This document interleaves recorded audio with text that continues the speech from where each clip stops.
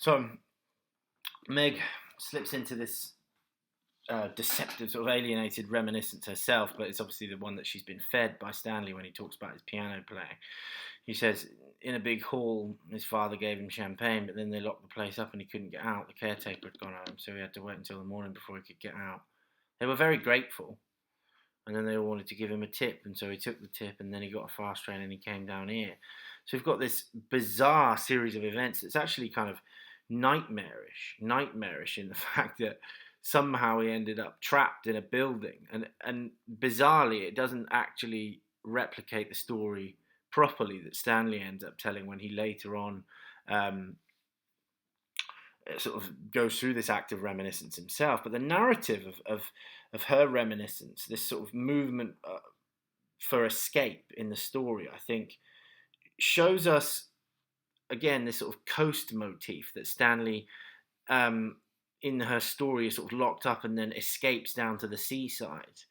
I think shows us a connection with the reminiscence of Stanley through Meg that connects it to Goldberg's reminiscence about coming down to the seaside with his uncle Barney. And again, that coast motif shows us then, I think, that those in orthodox positions of power mirror those in weaker positions socially. Again, there's the significant pause in that speech. They were very grateful. Again, she pauses, I think, because she doesn't even really understand what for. They were very grateful. So the subjects of these sentences don't really make sense. You know, who is the they in this sentence? We don't really know. And so this delusion that she narrates in this story shows us again the universality of that tendency for self-delusion. And Goldberg's response is just really, and again, of course, we don't really know at all what part of this he's responding to with a sense of exasperation, but Meg obviously chooses to see that as just the fact that Stanley came down to the seaside. Oh yeah, straight down. And then again, the pause. She has no ability to reflect on anything other than just the activity that went on to bring Stanley here, rather than, you know, oh well, I'm glad he came. You know, I've great feelings for him. There's just emptiness at this moment in this pause. There's just a sense of hollowness, and then it's transmuted, I think, into this desire for him to play tonight. I wish he could have played tonight. And this is where she accidentally confesses that it's his birthday, and they sort of seize on this opportunity. It's his birthday today. Yesterday, but I'm not going to tell him until tonight. So he doesn't even know it's his own birthday, and he hasn't mentioned it. And we think at this point maybe that this is a sign of Meg's own sort of madness and complete lack of intellect. But as we go on, we see that he is unaware that it's his own birthday, and we're not even sure whether it really is and whether Meg's just fabricated this. And so we think of the birthday itself as an assertion of identity, of an assertion of self. And that Stanley really has no concept of this, possibly in Meg's version. And seems not to when she reminds him of it, but actually maybe it could easily be a fabrication itself. So this ritual and celebration that we take as an affirmation of our value as an individual and as a sort of reckoning of our lives every year is shown up to be this kind of meaningless sham, and the same sort of hollow ritual as the salutations that you see in the play and of language itself. I think the stage direction here, though, Goldberg thoughtfully responding, I think shows us that he's improvising some sort of rationale with the veneer of an acceptable social ritual. He says, tell me, are you going to have a party? A party? When are you going to have one? No.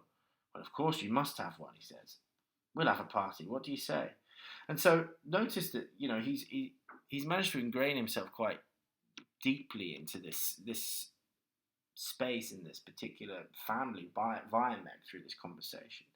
And what we can see here is this sort of sinister rationale that's taking shape in his head, and the idea of using this party as a moment of interrogation. But he's completely borrowing this completely friendly, sociable language in order to formulate this plan. And again, we have that sense of it being unreliable. It's language itself. And Goldberg says, sure, we'll give him a party, leave it to me. And this is an ominous sign about what's to follow. Later on, he says, if we hadn't come today, we'd have come tomorrow. And this sense of inevitability about their arrival, I think, connects to some of that sense of inevitability that you see in the relationship with Stanley and Blanche, or Stanley's rape of Blanche, and that fact that he says that towards the end of the play, we've had this date from the beginning. If we hadn't come today, we'd come tomorrow. There's a sense of inevitability about Stanley's sort of conversion that they unfold. But again, it seems to be carry this meaning of serendipity, as if it's something positive occurring, and that it's because of their desire to celebrate with Stanley. He says, I wanted to have a party, but you must have people for a party. So here, I think Meg's complete innocence to Goldberg's hostile intent shows us, I think, that the clash of their intentions. And I think that develops that sense of the comparison between the fatalism of Stanley's menace in Streetcar, that she is completely innocent of this, and Goldberg has this sinister sense of fatalism. And then Goldberg says, and now you've got McCann and me. McCann's the life and soul of any party. And of course, this is this instance of dramatic irony is completely untrue. Goldberg's already told us that everywhere McCann goes is like a funeral. But that's precisely the party that he has in mind, a funeral for Stanley's identity. So this dramatic irony is both untrue and ominous. The party that McCann is going to have with Stanley is one of sort of unleashing an aggressive sort of bulldog upon him. And Goldberg says, what do you think of that, McCann? There's a gentleman living here. He's got a birthday today and he's forgotten all about it. So we're going to remind him. We're going to give him a party. This phrase here, so we're going to remind him, is deliberately unsettling. And I think adopts the intimacy required for the meaningful ritual, but hollows out the ritual itself. It uses this language to suggest the intimacy of the ritual, but in doing so exposes its emptiness. And then McCann again, is that a fact? Borrows that language that he's used earlier on in the play to show us that the certainty of this is unstable and ironic. Goldberg says, we'll bring him out of himself later on down the play, and that's precisely what they do. It's actually an erosion and a destruction of Stanley's identity, so they do bring him out of himself. And then Meg is at completely cross purposes. I hope I look nice in my dress. She's just thinking about herself and her dress, and that anticipates that last line in the play where she says, I think it was the belle of the ball, I know I was. And then Goldberg sort of flatters her here.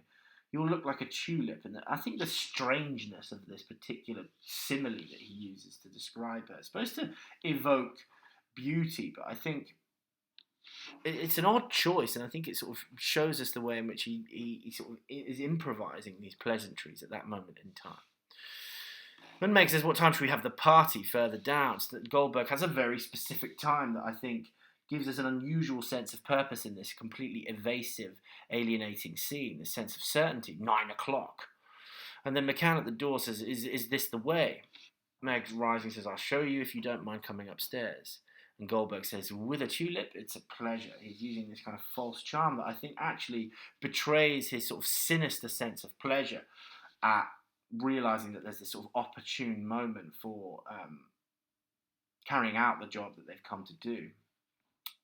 Meg and Goldberg exit laughing, followed by McCann, and Stanley appears at the window. So again, the entrances and exits are really meaningful in the play itself, and that there's a simultaneous separation of Meg, Goldberg, and McCann, and then Stanley.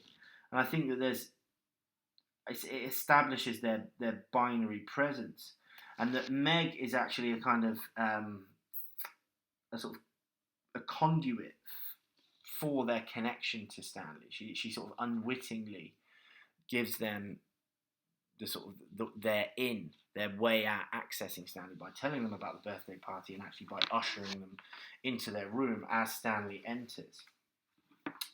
He goes to the door on the left, opens it and listens. In silence, he walks to the table, he stands, he sits. And we see here, I think this prefigures his interrogation, his refusal to stand, but it also shows us this sort of nervous irritability in his stage movements. And his flighty stage movements most definitely mirror Blanche's in Streetcar, that sense of irritable movement that she brings to many, many of the scenes in the play. So Meg enters, crosses and hangs a shopping bag on a hook. He lights a match and watches it burn. And now there's this sort of ironic quality to the scene. Stanley says, in response to Meg's, the ones that were coming, I just took them to their room. They were thrilled with their room. And Stanley says, they've come. So he's actually now borrowing Meg's style of questions, these kind of pointless tautological questions that really just reconfirm what's already being communicated to him. And show us, I think, that sense of mental breakdown that their arrival is going to bring about. That his mode of thinking has now become the mode of thinking and questioning of someone that almost has no brain whatsoever. And Stanley says, why didn't they come last night? They said the beds were wonderful.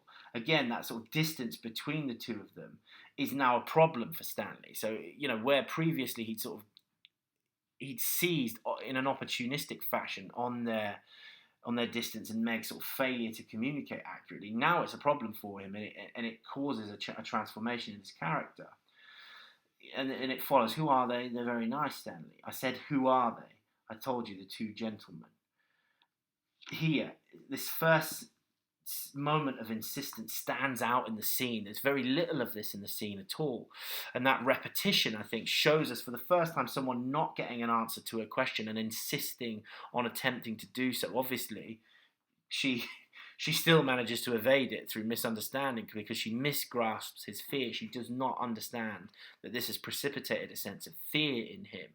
And Stanley says, I didn't think they'd come. And again, that feeds into this sense of disturbance and abstract sense of guilt that he demonstrates, where we have no idea about the cause and origin of this. And that sense of disturbance, I think, you see in Streetcar, but it's really the arrival of Blanche that disturbs the sort of social status quo that we see in New Orleans, that ends up being re-established after she's taken away to the asylum. So the escape is kind of tainted, I think. The escape that he considers when he rises and walks over to the window, that escape is sort of tainted for him by his own fear of the outside. And so this is where his inertia comes into play, his inert unwillingness to act with sort of direct agency in response to these fears are again part of his downfall. So when he asks how long are they staying for, they didn't say. Stanley turns, and that these stage directions, turning and coming down, Pinter's stage directions are very minimalist, but here there is again a sense of urgency and fear that is communicated through his stage directions and questions that create a sense of his paranoia. That's obviously a kind of moment of irony. But why here? Why not somewhere else? This house is on the list. What are they called? What are their names? Oh, Stanley, I can't remember. This type of questioning is precisely the type of questioning that he is so expert at evading and that people don't tend to ask. It's those very direct, tangible questions that we as an audience kind of want to know. And Meg's mental sort of inability here prevents us and alienates us from those causes and effects and from those motivations and rationales. Here Stanley is in that position that we find ourselves in as readers and as the audience members of this play, wanting to understand their purpose. Stanley said, they told you, didn't they? Or didn't they tell you? Yes, then what are they? Come on, try to remember, Meg. Why, Stan, do you know them? So his sense of insistence, I think, finally gives their sense of dialogue a purpose. And it's purely fear and paranoia that's driving an actual effort at direct communication. And so fear itself becomes the only mechanism in the play so far that has precipitated the actual communicative act in an authentic fashion. And when Meg says, do you know them? Here, there's this sense of, I think, that she can't detect his fear. And again, the distance between the two of them is stark. And I think reflects ironically earlier on in the play when Stanley adopts that kind of aggressive, domineering stance with her. Now that this arrival has taken place, his position has been completely reversed in the hierarchy, and he is now in a subordinate position in much the same way that Blanche kind of sort of parades into the house and ends up treating herself as if she's socially superior to Stella. And then as soon as Stanley arrives, that sense of superiority immediately evaporates. How do I know them? How do I know if I know them until I know their names? Well, again, this is a kind of a classic sort of Pinterian moment of irony, I think, because obviously their names are giving very little away about them. You know, you can hear Goldberg and McCann, Irish and Jewish men, perhaps repressed sort of social identities. Well, no, they're the establishment. So we've already seen that names themselves in the play don't connect in any way to meaning. Well, he told me, I remember. Well, she thinks, gold something. Gold something, yes, gold. Yes, Goldberg. So the fact that here, I think what we're seeing is the failure of identity itself. It reveals the way that Megs thinks in a sort of asocial fashion. She doesn't even think that it's worth remembering people's names. She sees no value in thinking of these things and doesn't really express the capability of retaining this information.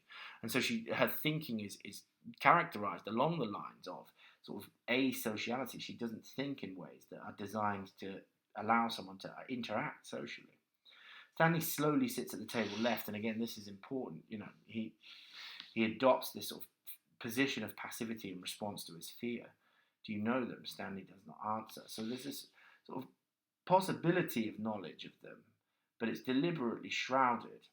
He simply refuses to articulate this. And again, that's that moment where Pinter sort of says that people in their inarticulacy tell us more than they do when they're saying a great deal. And Goldberg is the character that, you know, says a great deal and by doing so says very little about himself. Here, I think Meg consistently questions him. Stan, they won't wake you up, I promise. I'll tell them they must be quiet. They won't be here long, Stan. I'll still bring you your early morning tea. You mustn't be sad today. It's your birthday. A pause. For Stanley sits still. The repetition of this, first of all, emphasises his passivity, his utter passivity in the face of fear. And again, his action here gives us this sense that there is an actual reason for their arrival on the scene. But at the same time, here, the reminder about the birthday creates a pause, this sort of dramatic sense of inarticulacy. And Stanley dumbly says, you know, he's shifted away from the sense of fear into a recollection of who he is and that it's birthday. And Meg says, it's your birthday, Stan. I was going to keep a secret until tonight. No. So there's this sort of reversal here, and an ironic reversal about self-knowledge here, that Stanley is in the position of lacking in self-knowledge and not having a clear sense of who he is. And Meg now, you know, with all of her intellectual limitations, is in the superior role in terms of interpersonal understanding. So that connection between power and self-understanding, I think, offers us a connection between the relationship between Blanche and Stanley in Streetcar, and that it's Blanche's complete lack of self-understanding that allows, in the end, Stanley to dominate her and to treat her cruelly. And here we see that actually in an ironic reversal in Stanley and Meg's behaviour. So his own lack of self-knowledge is where that moment ends. And in the final page of the scene, Meg gives Stanley the drum that she's been looking. So she says, I've bought you a present. She goes to the sideboard, picks up the parcel, places it on the table in front of him. Here, go on, open it. What's this? And then she tells him about the drum. She says, it's your present. This isn't my birthday, Meg. So the authenticity of the event, like identity itself, is unimportant. It can be shaped and kind of fashioned for the need of others. You know, this event is more about Meg's need to express her sort of bizarre, Oedipal, maternal longings towards Stanley than it is about actually an affirmation of Stanley himself. And Stanley's lack of conviction in his own birthday, again, betrays his own lack of self-knowledge and his ability to scrutinise himself. He stares at the parcel, slowly stands and opens it, and he takes out a boy's drum. And it's important that it's a boy's drum, because Stanley flatly says, it's a drum, a boy's drum. And the fact that his birthday and his identity and the gift fulfills Meg's needs more than his own shows us that self is malleable if it's not fully realised. That Stanley's identity, because he lacks self-awareness, is being shaped by the needs of someone else, even someone like Meg with very little actual power over him. And that lack of self-knowledge here is what I think Pinter is warning us about, that alarming lack of understanding who we are is the central problem that allows people to define themselves in relation to you, and if they have the inclination and the wherewithal to dominate you and subordinate you. As it goes, Meg's needs are maternal, and because of this, she's trying to fulfill those needs, and that's what she says, aren't you going to give me a kiss? He turns sharply and walks. He walks back towards her slowly. He stops at her chair, looking down upon her. Pause. His shoulders sag. He bends and kisses her on the cheek. So here, this sort of willingness to bend to the requirements of someone else actually shows us how he's going to be passive and how he's going to stick with what he knows at that moment of crisis in the interrogation. He takes out the two drumsticks, he taps them together, and he looks at her. So he's approving of her bizarre social taboo that she breaks here. His flat response to this infantilizing gift earlier on in the moment shows us that he recognizes the socially taboo nature of the relationship that Meg is constructing here.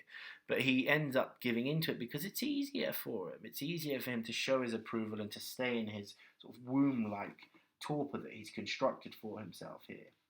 And when he says, "Shall I put it around my neck?" I think it almost makes it sound like some sort of burden, and that his identity is co-opted by her needs. And he lacks this self-understanding, and because of this, he burdens himself with an identity that is fulfilling the needs of someone else. She watches him uncertainly, hangs the drum around his neck, taps it gently with the sticks, then marches around the table, beating it regularly. And so Meg, please, watches him. This is the complete fulfillment of her maternal needs, and it completely undermines his own individuality, his authenticity, and his adult identity. Halfway round, the beat becomes erratic and uncontrolled, and Meg expresses dismay. He arrives at her chair, banging the drum, his face in the drum beat more savage and possessed here. And this is the alarming moment, that he realizes that his sacrifice of his identity to the needs of someone else is going to result in a kind of barbarous, savage degeneration of who he is, and a complete degeneration of whatever sense of personal integrity that he manages to retain. So the savagery that he betrays here obviously prefigures that moment of personal degeneration, and warns us about the way in which not having clear understanding of who you are poses an actual danger to the authenticity of yourself. And I think connects him very clearly to Blanche and the fragility of her identity, albeit in a Blanche's identity is a self-delusion that's idealistic, an idealized vision of herself.